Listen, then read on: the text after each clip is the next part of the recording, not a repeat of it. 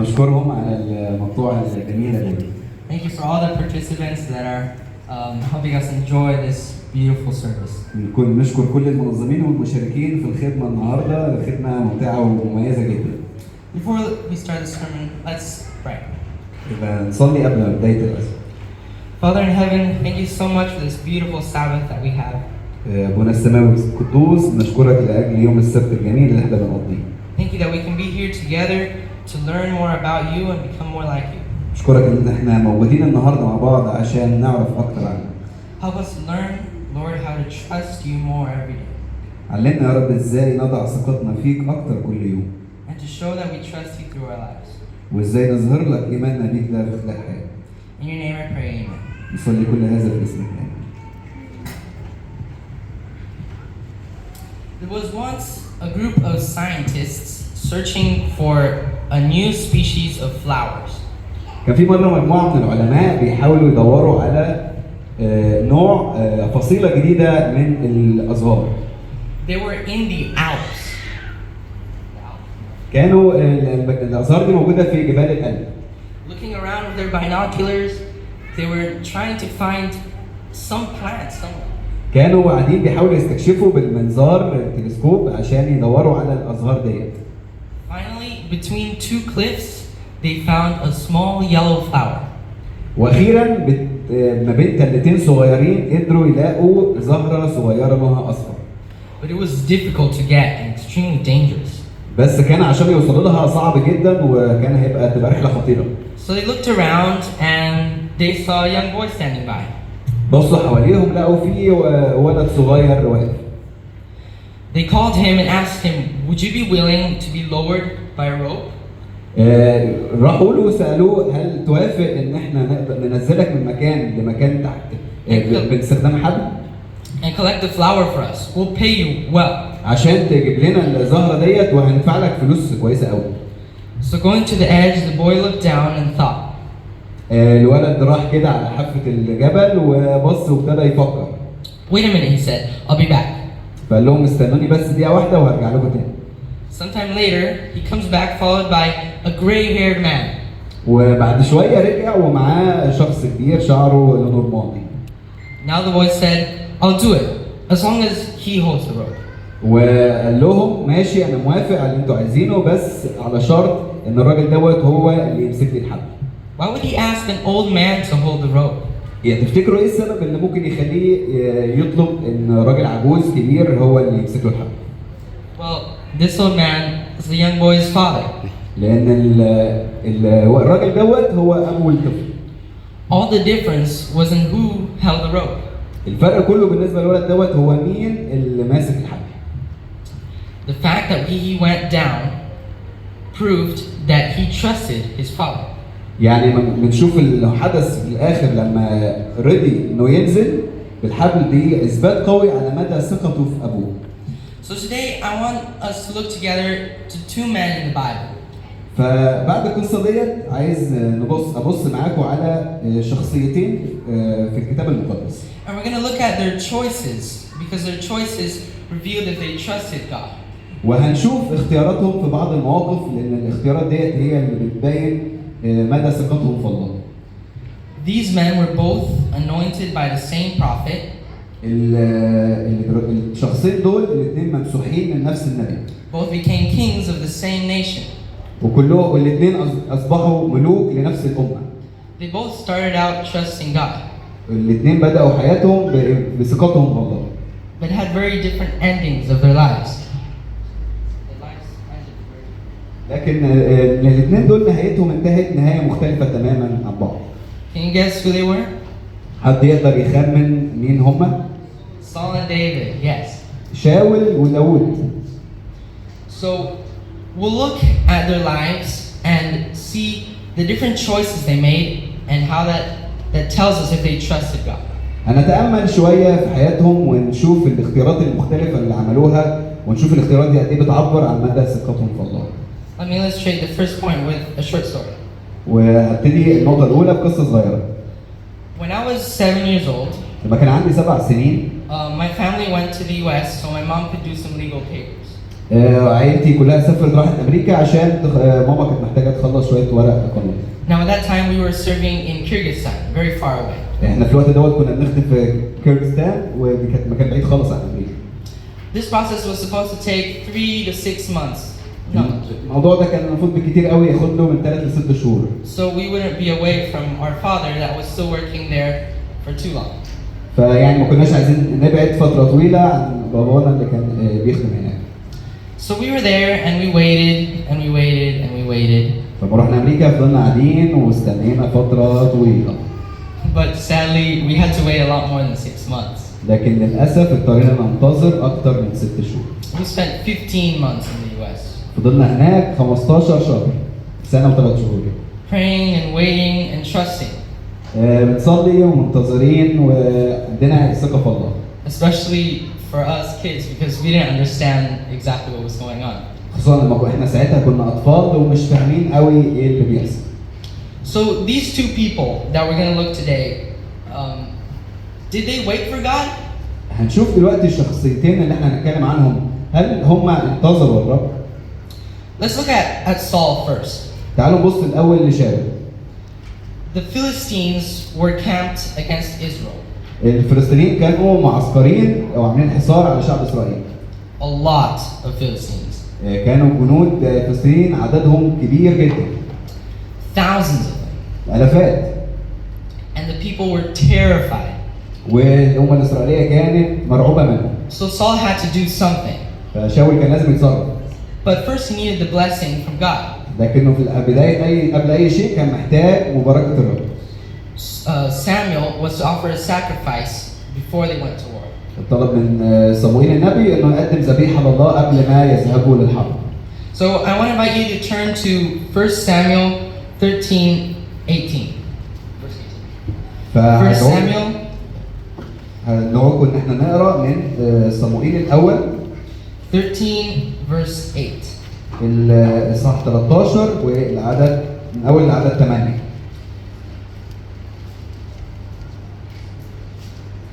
It reads, He waited 7 days, the time appointed by Samuel. But Samuel did not come to Gilgal. And Saul said, Bring the burnt offering here to me, and the peace offering. And he offered the burnt offering. Verse 8.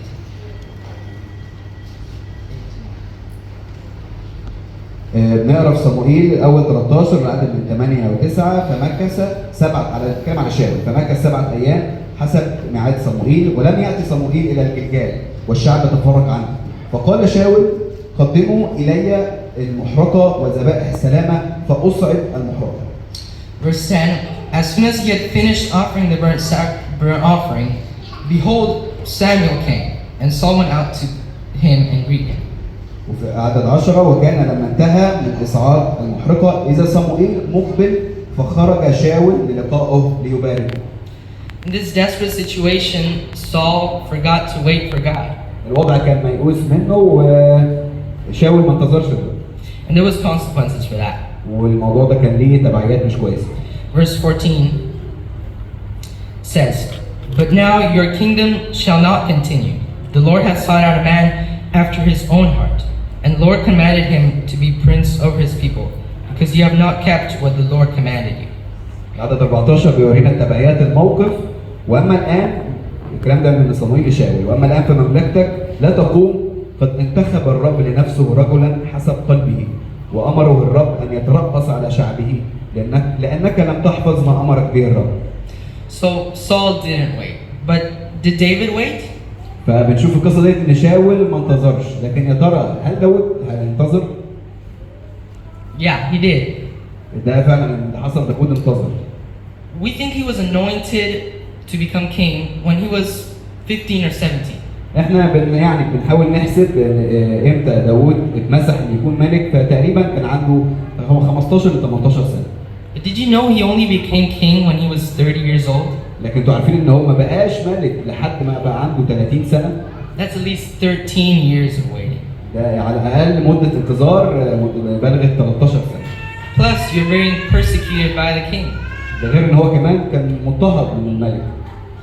But David didn't take things into his hands like Saul did. لكن داود ما تصرفش من دماغه زي ما عمل شاول. He didn't kill the king. ما قتلش الملك. He waited for God's timing. انتظر لمواعيد الله. You see, the difference between Saul, his kingdom ended because he didn't wait. بنحاول نشوف الفرق، بنبص في قصة شاول بنلاقي إن مملكته انتهت عشان رفض الانتظار. But for David, it only started after he waited and trusted God. لكن بالنسبة لداود مملكته بدأت بعد انتظاره وثقته في الله. So, how about us? احنا بقى بالنسبة لنا الموضوع عامل ازاي؟ We don't like waiting a lot of times. احنا أغلب الوقت مش بنحب ننتظر فترات طويلة. But waiting shows that we have faith in God. لكن الانتظار هو اللي بيثبت إن احنا عندنا ثقة في الله. It shows that we have patience, and most importantly, that we trust Him. بتبين قد ايه عندنا صبر، والأهم من كده بتبين إيماننا الحقيقي فيه. So the key advice from this part is to wait for God.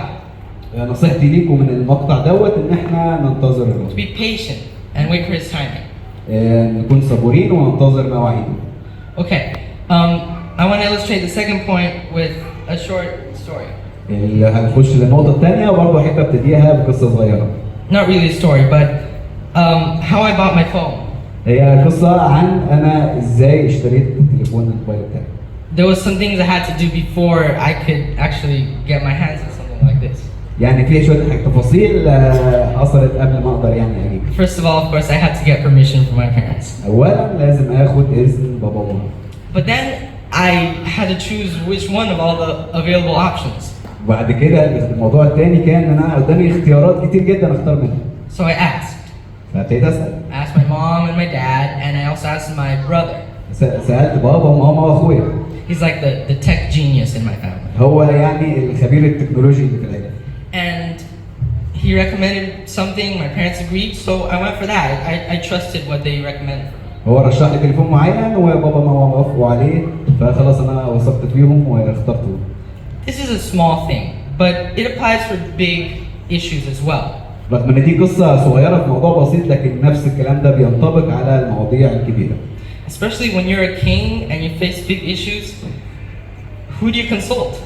خصوصا لما تكون ملك وقدامك مشاكل كبيره، يا ترى هتستشير مين؟ Well, Saul started out well. شاول بدايه مملكته كانت بدايه كويسه. He consulted Samuel. كان دايما بيستشير صموئيل النبي. But that was only at the beginning. He ended up trying to stay away from Samuel. لكن ده كان في البدايه فقط، مع الوقت كان بيحاول يتجنب صموئيل تماما. He got so far away from Samuel and from God that he ended up consulting a medium. يعني بنشوف مدى ابتعاده عن ربنا وعن صموئيل النبي لدرجه ان وصلت بيه ان هو يحاول يتواصل مع الرب. Can you turn to me to 1 Samuel 28 verse 7? هنروح لصموئيل الاول عدد 28 اصحاح 28 والعدد 7. It reads, Then Saul said to his servants, Seek out for me a woman who is a medium, that I may go to her and inquire of her. And his servants said to him, Behold, there is a medium at Endor.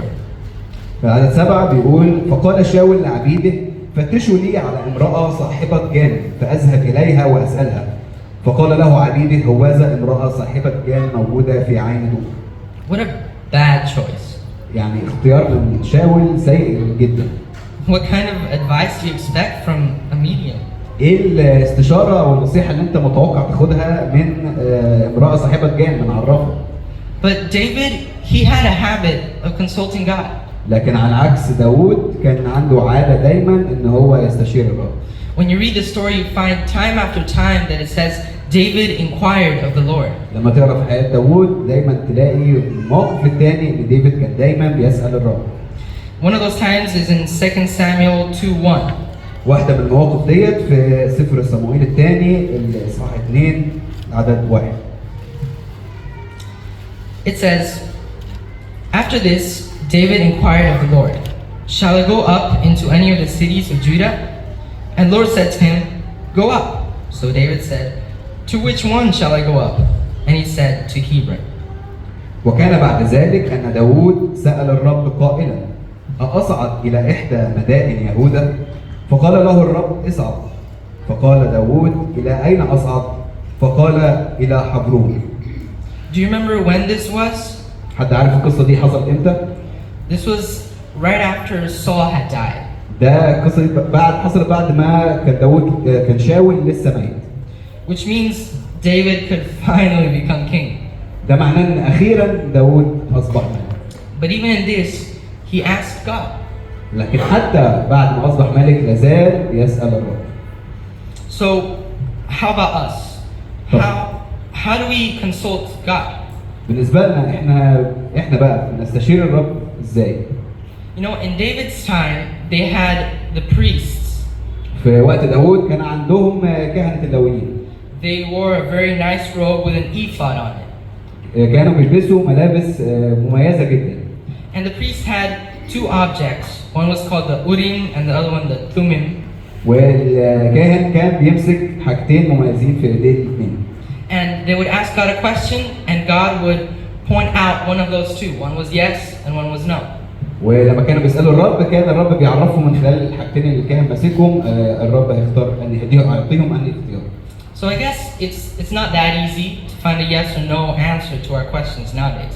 بالتالي الموضوع يمكن في زماننا الحاضر مختلف شويه، صعب ان احنا ناخد اجابه صريحه اه او لا على تساؤلات. But we do have the Bible, right?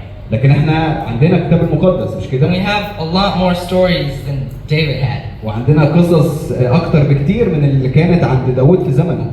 We have prayer. We can talk to God Himself. وعندنا كمان لسه معانا الصلاه نقدر نتكلم مباشره مع الله. We have godly friends. عندنا اصدقاء يعني صالحين. Pastors that can give us advice. عندنا اسس يقدروا ينصحونا. Always, of course, checking that advice with the principles of the Bible. لازم في كل مره نتاكد ان احنا ما بنخالفش المبادئ الاساسيه في الكتاب المقدس. So, my advice for you is to take advice from God. فانا نصيحتي ليكم ان انتوا تاخدوا نصايحكم من الله. Okay. Coming here to Egypt was a long process. عمليه اننا احنا نيجي هنا لمصر كان قصه طويله. First of all, we got invited, and then we had to think about it and pray about it and read the Bible a lot. احنا يعني دعينا ان احنا نيجي هنا، كان محتاجين نفكر كتير ونصلي كتير ونقرا من الكتاب كتير.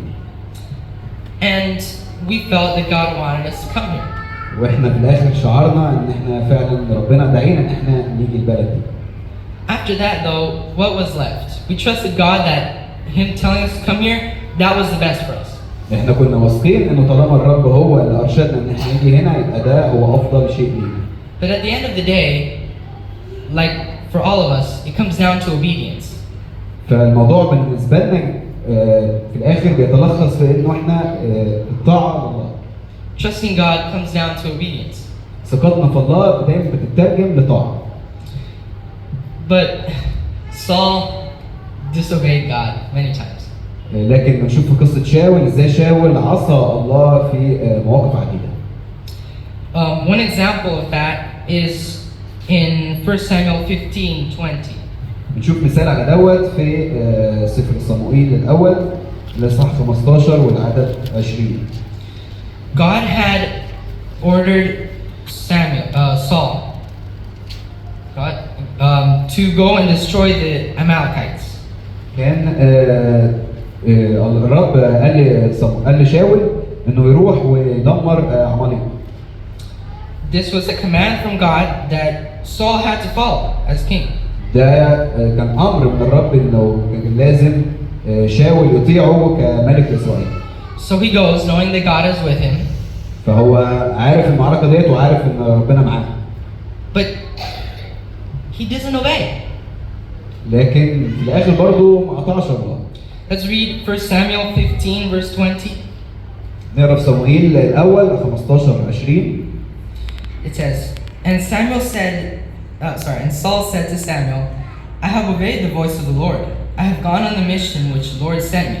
I have brought Agag, the king of Amalek.